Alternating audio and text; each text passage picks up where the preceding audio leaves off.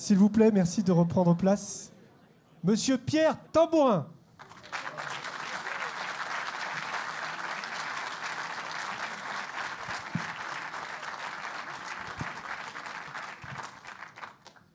Pierre, avant cette fameuse cérémonie et des mots officiels, mais plein d'affection, j'en suis sûr, de Madame Idry et de Monsieur Mandon, je te propose de nous faire quand même ce qui était prévu, puisque c'est 20 ans que tu officies, tout le monde l'a rappelé 1000 fois, et que tu es à l'origine de Génopole et de son succès. Quelques mots pour revenir sur ces 20 ans d'innovation et de travail. Merci beaucoup. Pardonnez-moi pour la voix, mais j'ai dit tellement bonjour à tant d'amis aujourd'hui que j'en suis enroué. Vous dire dans quel état d'esprit je suis actuellement serait difficile. Émotion, joie, bonheur, après tout ce que j'ai entendu, mais qui me conduit immédiatement à un état d'angoisse assez important. Parce que quand on entend d'aussi belles choses sur ce qu'on est censé être et qu'on ne l'est pas vraiment, on se dit que ceux qui ne vous connaissent pas dans l'Assemblée s'attendent à des choses que vous serez incapables de produire. Donc je vais essayer d'être à la hauteur de tout ce qui a été dit, mais ce n'est pas gagné d'avance. J'ai aussi un sentiment parfois de gêne quand je parle, parce qu'il y a eu quelques manifestations de ce type pour d'autres raisons.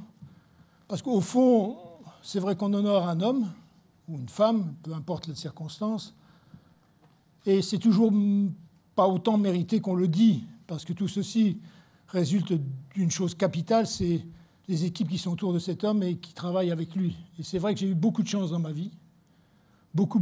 Je vous dirai un mot sur ma façon d'entrer à l'INSERM. Et vous ne m'en voudrez pas, il n'y avait aucun piston derrière tout ça. Mais ça s'est passé d'une manière telle que je n'ai jamais eu aucun problème de carrière à l'INSERM, ni même de moyens. Et ça, c'est une chance inouïe. Donc gêné par rapport à ces amis, tous devenus amis, qui sont là d'ailleurs aujourd'hui, certaines que je n'ai pas vues depuis 15 ans, ce qui est paradoxal pour des amis, mais le boulot est là, qui vous conduit parfois à ne pas avoir autant de temps que vous le souhaitez pour ces amis-là, anciens, qui ont travaillé avec moi, et qui se sont tous comportés d'une manière extraordinaire dans leur dévouement, dans leur attachement au boulot, et dans une espèce d'esprit commando qui a toujours été le cas, et en particulier à Ivry, Jean s'en souvient, nous étions vraiment dans un esprit commando très fort. J'ai de la chance, c'est vrai, toute ma vie a été chanceuse, tant ma vie privée que ma vie de travail. Par exemple, je suis rentré à l'INSERM, j'avais 24 ans. C'était l'époque du général de Gaulle. La France consacrait à cette époque, Thierry, tu te bouches les oreilles, 1,5% de son PIB public à la recherche publique. C'est-à-dire, elle n'a pas, vous imaginez, si nous avions 1,5% du PIB, plus personne n'ose rêver de cette situation-là. Et les organismes comme l'INSERM, à cette époque-là, essayaient de recruter des personnages qui ont eu nom Philippe Lazare, qui ont eu nom Maxime Schwartz, qui ont eu nom Philippe Kourilski, quelque chose comme ça. Et je suis allé faire mon stage militaire qui était à la 3e année de l'école polytechnique à l'époque. Et comme on échappait à l'armée en faisant l'année de recherche, beaucoup allaient vers l'armée, vers cette année de recherche pour ensuite s'en dégager. Donc l'école polytechnique a changé, n'est-ce pas, Jacques, son timing de manière à éviter cette perversion du système. Enfin, moi, j'ai bénéficié de cette bonne recherche. Je suis rentré dans un laboratoire et à la fin de l'année de stage, le directeur du laboratoire est venu me voir en me disant « Est-ce que vous voulez rentrer à l'INSERM ?» J'ai dit « Oui, ça me paraît pas mal. » Je ne savais pas très bien ce que c'était, d'ailleurs. Il me dit « Qu'est-ce que vous voulez, être attaché ou chargé ?» Je lui ai dit « Quel est le mieux ?» Il m'a dit « Chargé. » Je lui ai dit « Chargé. » Donc 24 ans chargé, vous vous imaginez, inutile de vous dire que ma liste de publications était totalement vierge à l'époque, puisqu'il y a 1 an de stage, et que quand on arrive à l'école polytechnique, en général en biologie à l'époque, on s'évertuait de ne rien connaître. Moi, j'aimais la médecine, pas trop la biologie, donc je me suis mis très vite au boulot. Ça, c'est la première étape. C'est vraiment un grand privilège et une grande joie. Et là, tout de suite, on a créé une équipe et on a eu la chance de tomber sur un sujet qui m'a passionné pendant 20 ans, qui était une érythroleucémie. C'est ce qui a conduit Pierre ce matin à dire que j'avais travaillé sur l'érythropoïétine, désormais fameuse. Vous savez, c'est cette hormone que s'injectent les cyclistes. Je ne l'use pas, bien que je pourrais, et même que je devrais peut-être.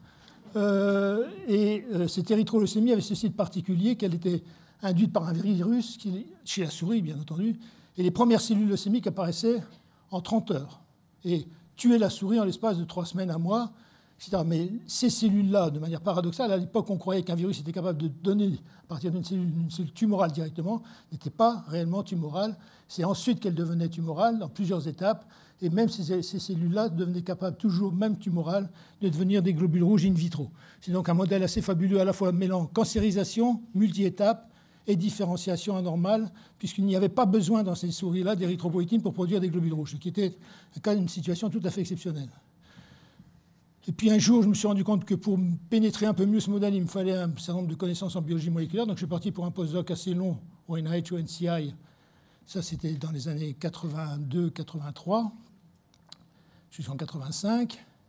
Et là, il s'est passé dans ma vie une rencontre qui m'a marqué de manière définitive, parce que Marc disait ce matin que nous étions dans le même conseil scientifique, que lui était élu syndical, mais moi aussi j'étais élu syndical, mais nous n'étions pas dans le même collège, si je me souviens bien, à l'époque.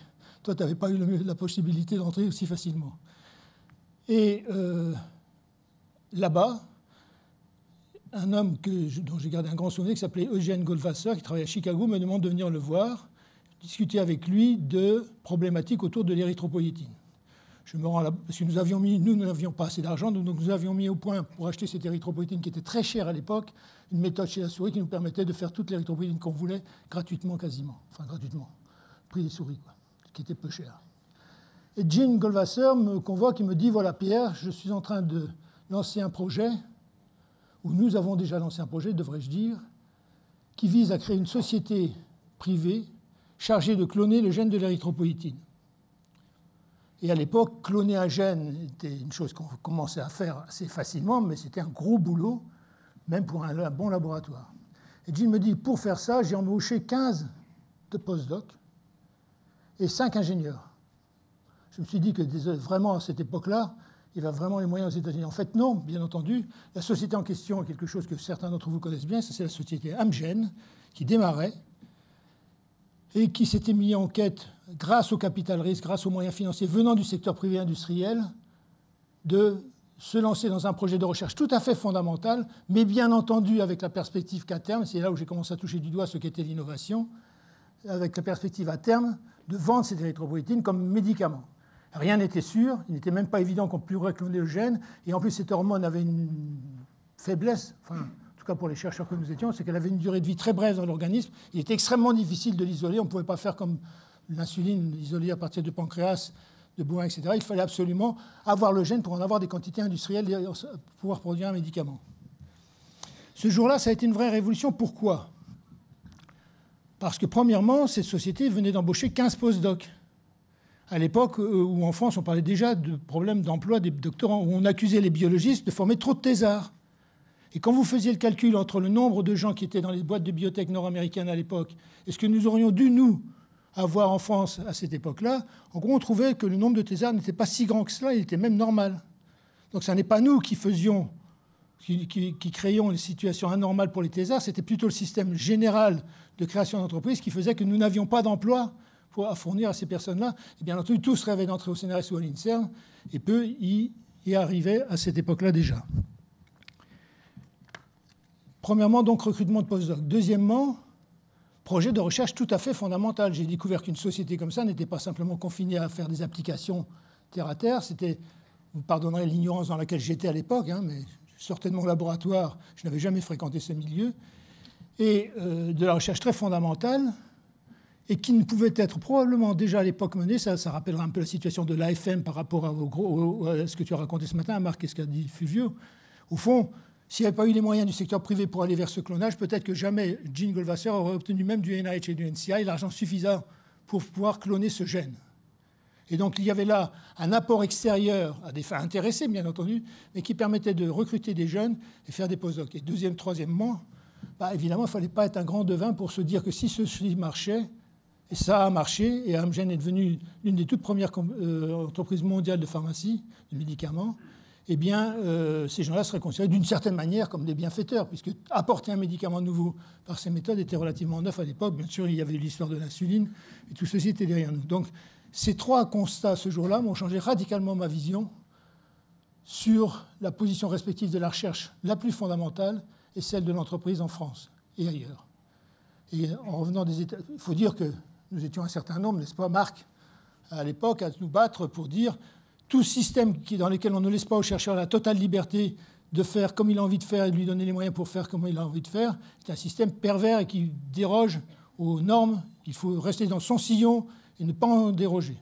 C'est ce que j'appliquais tous les jours dans mon laboratoire. Il n'était pas question de faire autre chose. Deuxièmement, évidemment, il y avait le concept de l'argent propre d'un côté, le concept de l'argent sale de l'autre, et que de travailler avec les industriels, je me souviens d'une manifestation au CNRS, parce que même si nous n'étions pas toujours d'accord, nous étions ensemble dans ces combats-là, un accord rond-de-poulain avec le CNRS qui ferait rire tout le monde aujourd'hui, mais nous étions totalement convaincus que c'était vendre le CNRS au grand capital. Donc, je suis revenu des États-Unis, et j'en arrête là sur ce que je voulais vous raconter comme histoire, convaincu qu'il fallait changer le système d'innovation en France, et j'ai essayé d'y parvenir. Au CNRS, j'ai eu peu de succès, non pas à cause des responsables de Guy Aubert, qui était un ami, mais parce que simplement le CNRS avait déjà des problèmes majeurs à l'époque de financement. Je vous rappelle que le CNRS n'était plus capable de payer ses factures à cette époque-là, nous sommes en 92-93, à partir du mois de septembre, l'état de cessation de paiement, et c'était lié au fait que, tu te souviens peut-être, Jean, c'était lié au fait simplement que l'État, au cours de 20 ans, avait oublié de payer les crédits de paiement qu'il fallait face aux autorisations de programme qu'ils avaient délivrées. Alors, je ne vais pas rentrer dans un grand débat technique, mais en gros, il y avait 500 millions que l'État devait au CNRS et qui faisait qu'à partir du mois de septembre, on n'était plus capable de payer les factures des laboratoires. Et donc Guy a été obligé de régler ça. Autant vous dire que par rapport à cette situation, il avait des idées à autre chose que de mettre des moyens supplémentaires pour que dans nos laboratoires, premièrement, on dépose des brevets, ce qui était à l'époque extrêmement difficile, extrêmement rare. Difficile du point de vue technique, hein, et rare parce que les chercheurs se disaient qu'une bonne publication, c'était bien mieux qu'un brevet. Et deuxièmement, parce que, en gros, ce n'était pas franchement encore dans l'ordre du jour. Donc, quand en 97-98, on m'a proposé de prendre le projet Génopole, ça c'est Bernard Barateau qui venait de téléphoner à Claude Allègre, qui m'a demandé de partir du CNRS quelques semaines auparavant, pour me dire est-ce que tu serais d'accord pour lancer un projet, au fond, dans lequel, moi, ce que je voudrais faire, c'est la ville du Gène, une ville composée de laboratoires de recherche, qu'il va falloir faire venir, me dit-il. Mais on va t'aider. De créer des entreprises, parce qu'il le croyait, lui aussi avait fait le tour des grandes entreprises, mais qui, pour des raisons évidentes économiques, ne pouvaient pas investir massivement dans les maladies génétiques rares, puisqu'à l'époque, en gros, l'idée, c'était des blockbusters dont André a parlé tout à l'heure, c'était toute cette vision d'une industrie pharmaceutique qui faisait que quand on avait quelques milliers de malades face à soi, la recherche qu'il fallait faire pour mettre sur le marché ce médicament, si tant est qu'on le trouve, 6 000 maladies, 6 000 médicaments, donc c'était impossible, eh bien, cette vision d'un monde dans lequel les grandes entreprises pourraient investir là-dedans paraissait totalement dépassée. Et donc, Bernard Barateau avait eu l'idée de dire eh bien, nous allons créer des biotech qui régleront les problèmes en question. C'était évidemment aussi une illusion, parce que même les biotech ont besoin aussi d'un marché pour se développer, survivre, etc. Mais c'était ça l'idée de base de Génopole. Et donc, de là est née l'idée du cluster. Oula. Et je vais commencer rapidement, je vais aller très vite à partir de maintenant. Je ne vais pas vous barder, vous ennuyer, vous avez suffisamment été attentif et surtout ce que vous avez entendu aujourd'hui était tellement passionnant par rapport à ce que je vais vous dire que je vais essayer d'aller vite. Donc je vais essayer de vous donner les 3 points sur lesquels aujourd'hui je crois qu'il faut encore faire un effort dans notre système d'innovation. Sachant que entre ce que j'ai connu dans les années 98-2000 et la situation d'aujourd'hui, il y a un changement qualitatif considérable. Aujourd'hui, les Français déposent des brevets. Aujourd'hui, les premières phases de l'innovation sont des phases financées. Il y a encore un petit trou qu'on avait identifié avec mon ami Jean-Luc Bella, qui n'est pas encore couvert aujourd'hui, mais que j'espère qu'après cette conférence mémorable, le ministre retournera dans ses bureaux pour mettre un point final à cette histoire. Donc je vais vous parler rapidement des 3 points qui, selon moi, restent encore des points sur lesquels il faut que nous progressions, en dépit de tout ce qui a été fait jusqu'à maintenant. Alors d'abord, pour être sûr qu'on parle de la même chose, qu'est-ce que l'innovation? C'est la rencontre entre... Alors Jean-Luc, tu ne me feras pas payer de droit d'auteur, hein, j'ai largement puisé dans notre œuvre commune. Donc, qu'est-ce que l'innovation? C'est la rencontre entre la recherche, c'est la définition la plus simple que j'ai trouvée, et le marché. C'est-à-dire, en gros, ça veut dire qu'il faut, pour de l'innovation, une bonne recherche, une recherche fondamentale, qu'il faut laisser se développer en tant que recherche fondamentale, et à côté, s'intéresser aux mécanismes qui vont conduire un éventuel résultat de la recherche fondamentale vers le marché. Et tant que ce résultat n'est pas validé par le marché, on ne peut pas parler d'innovation. Ça, c'est une chose capitale. Je pense que tout le monde est d'accord. Alors ça, c'est la formule, vous savez qu'on avance tous pour dire clairement les choses, la recherche d'hier, l'innovation d'aujourd'hui, l'emploi de demain. Et des calculs ont été faits qui montrent que si notre pays avait été en matière d'innovation à la hauteur de sa recherche, il y aurait beaucoup moins de problèmes dans l'industrie française et dans l'emploi que nous en connaissons aujourd'hui. Je ne suis pas en train de dire que le système d'innovation réglerait tous les problèmes, mais loin s'en faut. Et je pense qu'on n'aurait pas la situation aussi critique que celle qu'on connaît aujourd'hui. Alors, dans l'histoire du clonage du gène de l'érythropoïétine, ça va me permettre d'illustrer ce que je viens de dire. Donc, on a un gène qu'il faut trouver, c'est de la recherche fondamentale. On le trouve, ça donne un brevet et une très belle publication parce qu'on a démontré que ce gène est effectivement le bon gène, qu'il produit in vitro et in vivo de l'érythropoïétine et que cette érythropoïétine est active. J'ai trouvé mon papier, il est envoyé, il est purifié, etc. Et si en plus, je peux démontrer quelques propriétés de la protéine, je vais dans Cell immédiatement. À l'époque, c'était Nature ou Cell sans difficulté sur un travail de ce type. Mais là, je n'ai fait que la toute première partie du travail concernant l'innovation. Ensuite, il va falloir que je m'intéresse à trouver des financements pour la seconde phase. Ça, déjà, c'est moins évident, parce qu'on a déjà tenu pendant 3 ou 4 ans, ça a mis 5 ans le clonage de l'érythropoïétine, de l'argent pour faire travailler les gens sans aucune rentrée d'argent. Donc, vous voyez la confiance qu'il faut que les financeurs fassent à ces chercheurs, à ce modèle, à ce montage. Donc, je vais essayer d'obtenir de l'argent, j'en obtiens. À partir de là, que dois-je faire pour arriver au médicament? Je dois premièrement démontrer que mon gène va s'exprimer de la même façon dans un tube à essai, dans un incubateur de 200, 300 ou 4000 litres.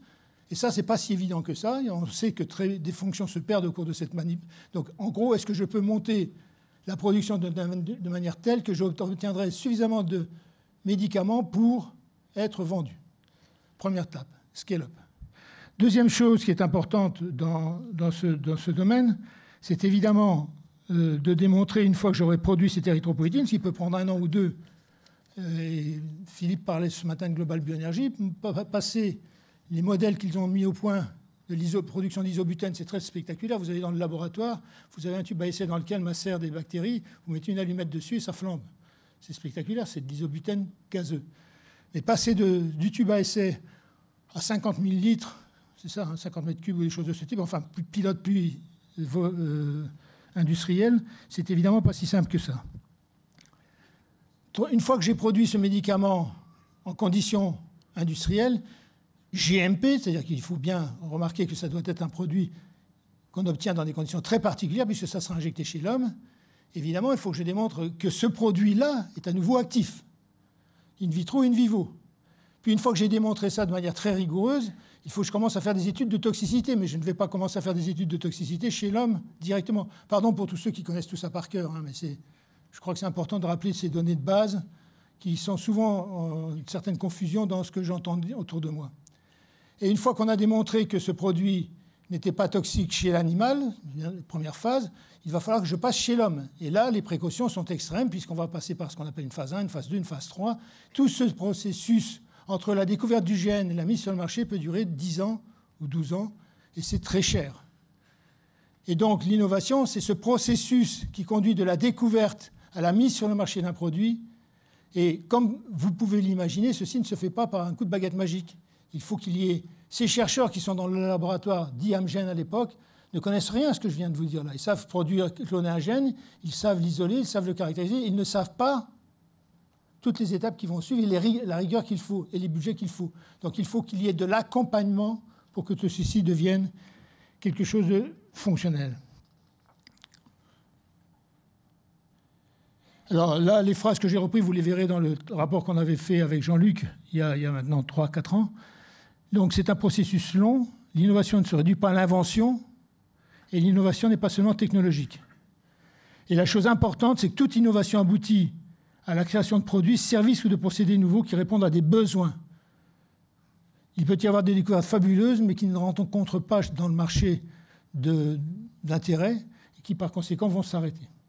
Alors, ça, c'est une chose qui fait souvent réagir, parce que j'ai l'impression, quand je dis cette phrase, mais elle est vraie, que je suis en train de dire, on pourrait se passer de recherche. Je le répète, la recherche fondamentale est absolument capitale pour tout ça. Mais confondre la recherche et l'activité de recherche avec la R&D, et avec l'innovation, est une chose que l'on fait encore trop souvent dans notre pays. Exemple, quand on crée des pôles de compétitivité et qu'on leur demande comme seul, au départ, ça n'est plus vrai maintenant, comme seul bilan les collaborations qui se sont passées entre l'industrie et le laboratoire, c'est à nouveau dire que l'activité de recherche suffit à l'innovation, puisque le but des pôles de compétitivité, c'était quand même de promouvoir l'innovation. Or, évidemment que ça ne suffit pas, parce que les industriels eux-mêmes, face à un résultat intéressant, ont leur propre stratégie qui peut les conduire à ne pas avoir envie de se développer cette innovation-là, parce qu'elle ne correspond pas à leur stratégie. Et tout comme j'ai constaté que dans nombre de laboratoires, dans nombre de tiroirs dans ces laboratoires, il y avait des projets qui auraient pu faire l'objet d'un processus d'innovation, un projet de recherche, des résultats de recherche, je suis sûr, on en a souvent discuté avec Jean-Luc, que dans les grandes entreprises, il y a aussi beaucoup de projets dans les tiroirs qui pourraient faire l'objet d'un processus d'innovation, mais qu'une entreprise ne peut pas se disperser en permanence. Donc il faut avoir conscience de cela, c'est que l'innovation n'est pas quelque chose de spontané qui vient d'une collaboration entre la recherche, fut-elle de grande qualité, et la... Alors ça a une dimension entrepreneuriale, je l'ai montré, je vais aller très vite maintenant. L'innovation, ce n'est pas induit, mais implique la production et l'industrialisation, pardon pour la faute. C'est ce que j'ai évoqué tout à l'heure avec mon gène de l'érythropoïétine. L'innovation n'est pas la R&D. Donc en France, je le dis parce qu'on passe beaucoup d'argent, beaucoup de moyens de l'État, parfois même des collectivités territoriales, à encourager les liens entre l'entreprise et les laboratoires. C'est bien. Personne ne va critiquer ça. Mais ça n'est pas suffisant. J'y reviendrai tout à l'heure, puisque l'un de mes petits chapitres va être consacré au rôle des territoires. Alors, la France, en matière d'innovation, est un pays qui est encore un pays suiveur. Nous sommes, en termes de recherche, nous sommes, en gros, selon les classements internationaux, globalement parlant, disons entre la 5e, quand on est très optimiste le matin, à la 7e, 8e place, ce qui est bien quand on représente 5%. C'est ça le classement de la France en matière de recherche. Et franchement, quand on a les budgets comparés à ceux des États-Unis, je trouve que c'est plutôt une belle performance. Franchement. En matière d'innovation, selon les classements, on est entre la 14e, 15e ou 22e place selon les classements. Malgré ce que je disais tout à l'heure, des changements notables en matière de prise de brevets, on est maintenant devenu un pays performant dans ce domaine-là, en matière de sensibilité à l'innovation et à d'autres facteurs qu'on prend en compte dans ces évaluations-là. Voilà les pays. Les pays verts foncés sont les pays les plus performants. Vous retrouvez évidemment le rôle. La Suisse n'est pas dedans, mais elle serait en vert foncé, puisque c'est le premier pays en matière d'innovation au monde. Et la France est donc le pays suiveur. Ça, Faten, voilà l'enjeu pour... Dans une étude récente de la région Île-de-France. 3e en volume de publications scientifiques pour la région francilienne. Ce qui fait dire d'ailleurs que cette région est une des premières en matière de recherche au monde. Mais seulement 47e en termes d'impact. Il y a du boulot, hein. Donc ça, je vais passer, c'est les mêmes classifications. Dans un des classements par KPMG récents des métropoles, vous voyez que Paris n'intervient, les métropoles parisiennes n'interviennent même pas dans les 12 premières en matière d'innovation toujours. Donc on a un gros... Tout ça pour montrer que la recherche, c'est très important, mais si on ne fait que de la recherche, on ne fait pas d'innovation nécessairement. Donc j'insiste beaucoup parce que c'est un message que je ne crois pas avoir souvent entendu, même autour de moi, et même parfois à Ivry.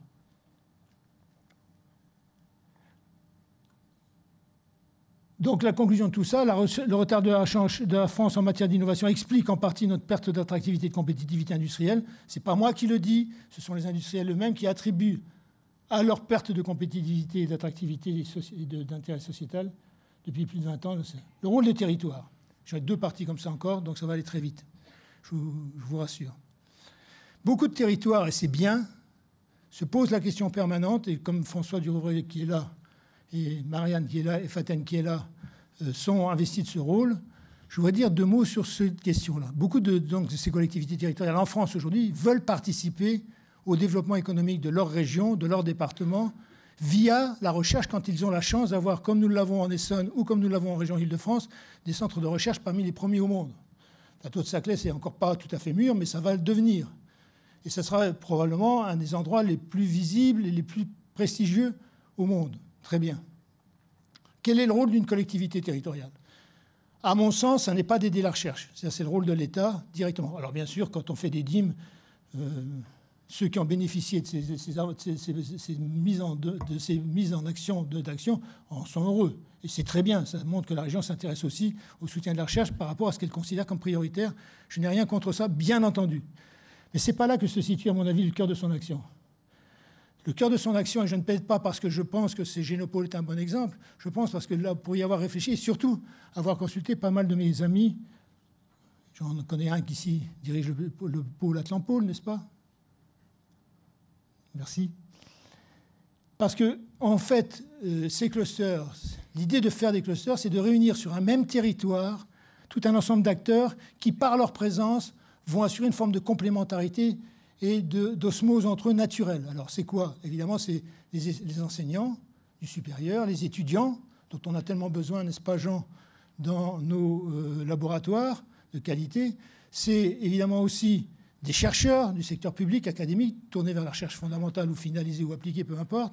C'est aussi des jeunes entreprises innovantes, c'est des grandes entreprises, c'est des entreprises de services. Ça, une construction de ce type a démontré depuis plus de 50 ans, et même plus avant, qu'une construction de ce type est génératrice naturellement d'innovation et de nouvelles entreprises innovantes. Mathéo, je vais bientôt finir. Déjà, la dernière fois, il était déjà anxieux au bout de je te promets, pourtant, je vais aller très vite.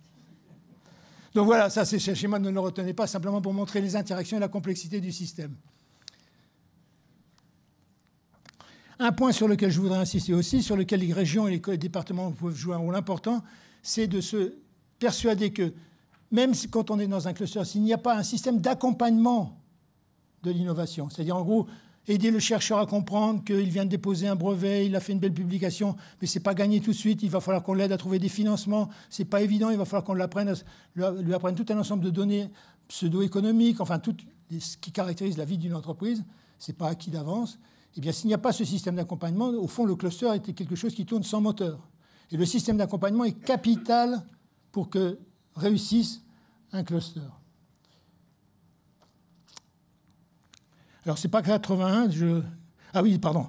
80% des entreprises créées en 2001 ont généré uniquement un emploi pour le créateur. Ça, c'est un manque d'accompagnement. Et vous voyez, dans la dernière phrase, à peine 10 à 20%, 30% des entreprises sont accompagnées par des réseaux d'accompagnement professionnel. Ça, c'est capital que nous fassions encore des efforts dans ce domaine-là, avec des systèmes d'évaluation pour savoir si ce qu'on met comme financement est bien entendu assorti de résultats. Des résultats en termes de création d'entreprise, en termes de création d'emplois, en termes de conquête de marché, en termes d'économie, enfin, les paramètres classiques. Il faut les imposer et il faut aller vérifier que ça fonctionne bien de ce type. Voilà un diagramme que vous connaissez tous. Moi, je regarde souvent ceux de la FNAC pour voir comment l'appareil photo que j'ai acheté se comporte. C'est l'état de l'art quand on trouve un chercheur qui vient d'arriver.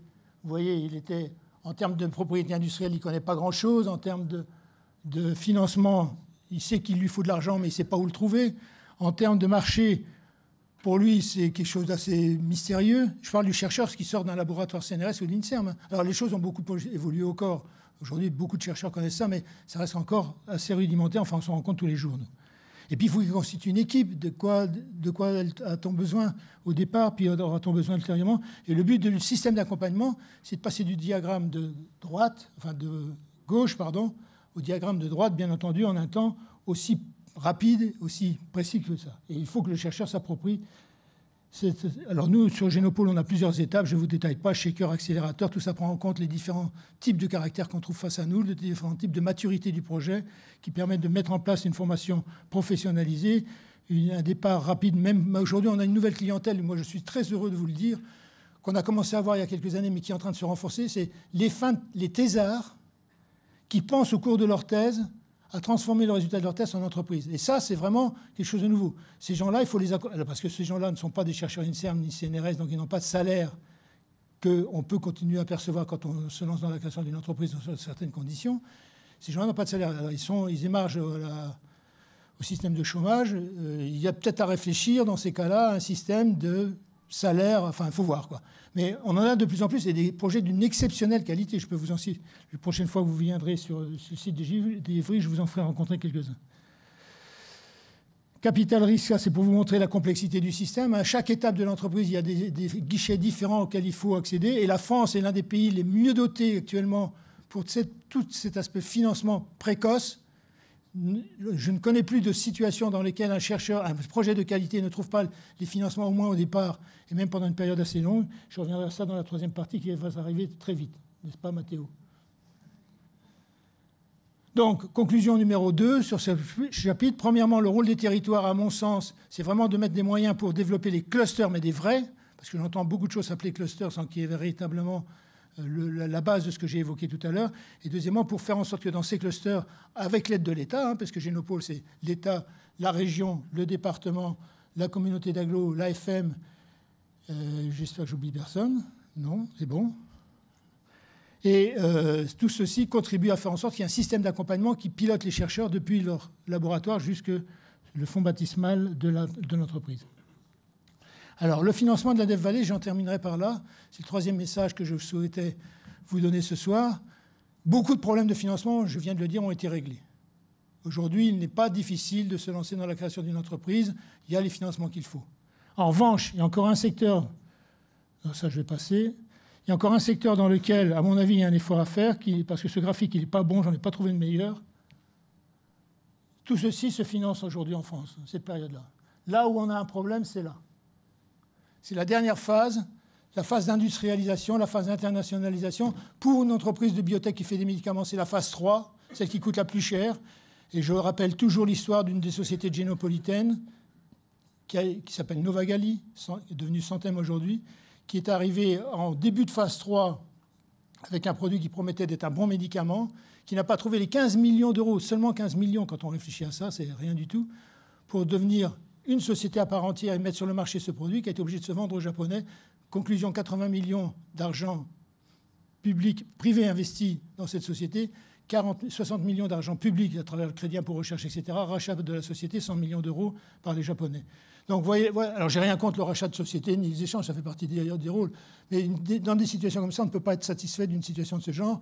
Et j'entendais encore ce matin que le robot Noah venait d'être acheté, etc.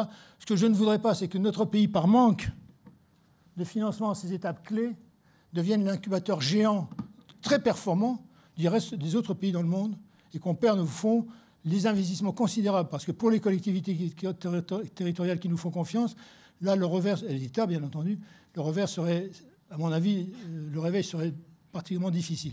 Donc il faut impérativement qu'on comble ce dernier point. Dans le rapport avec Jean-Luc, on avait écrit que c'était assez facile à trouver. Chaque année, les Français mettent de côté, dans ce qu'on appelle l'épargne longue, 100 à 120 milliards d'euros. Je n'ai pas vérifié les chiffres de l'année dernière, mais en gros, c'était l'ordre de grandeur que tout le monde avait l'air d'accepter. Dans l'épargne longue. Au total, 4 000 milliards d'euros sont présents dans ces fonds divers et variés. Nous avons proposé que sur ces 100 milliards d'euros, à l'époque c'était 2, je dirais 3 aujourd'hui, milliards, c'était tout secteur confondu, je ne parle pas que des biotech, soit consacré à cette phase-là particulière. Ce n'est pas de l'argent à risque, ce n'est pas de l'argent qu'on demande aux Français de risquer sur les entreprises. À ce stade-là, le risque est devenu extrêmement faible. C'est de l'argent qu'il faut mettre au moment pour franchir le dernier saut décisif. Je crois que c'est une des rares demandes exprimées dans notre rapport qui n'a pas été suivie des faits. J'ai jamais encore. C'est pas la première fois. Souvenez-vous que Nicolas Sarkozy avait déjà dit il y a une année, je ne me souviens plus quand, qu'il faudrait que le même fonds en question consacre 5 milliards. Et Henri de Castres, un jour d'AXA, a dit « Mais moi, ces 5 milliards, je les ai consacrés, enfin pas moi tout seul, mais j'ai fait des LBO. » C'est pas exactement ce qu'on voulait. Alors les LBO, je vous passe sous silence, c'est des opérations financières sûrement intéressantes pour faire enrichir les fonds, mais en tout cas, ils ne sont pas été consacrés à ça. Ça, c'est capital. Ça, c'est un des points sur lesquels, si on pouvait progresser là-dessus, la France deviendrait un pays rêvé pour rapport à tout cela. On l'est presque déjà. Alors les recommandations.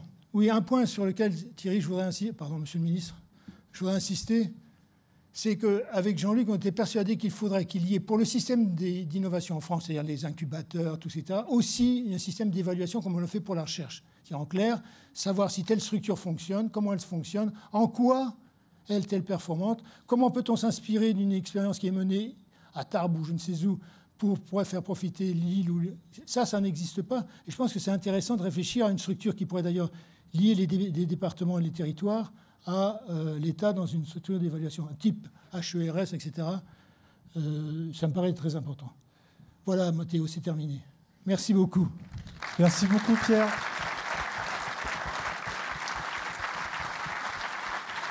Merci pour ce moment.